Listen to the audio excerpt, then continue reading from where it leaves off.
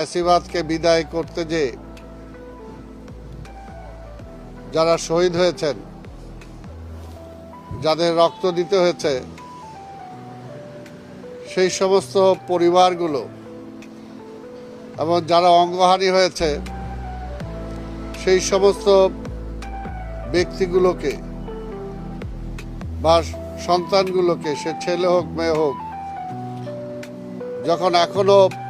জাতির সামনে কাতরিয়ে বলতে হয় যে আমার চিকিৎসার সুযোগটা চাই,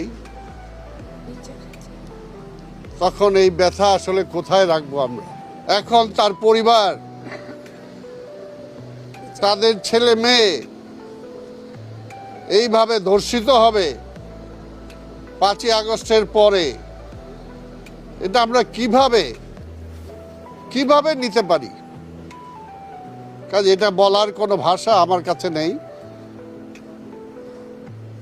আমাদের আদাবর এলাকার সে ভাই যে শহীদ হয়েছে,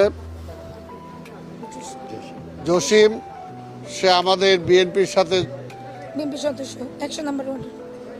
100 নম্বর ওয়ার্ডের সে সম্পৃক্ত ছিল এবং সে শহীদ হওয়ার পর থেকেই বিএনপির পক্ষ থেকে আমরা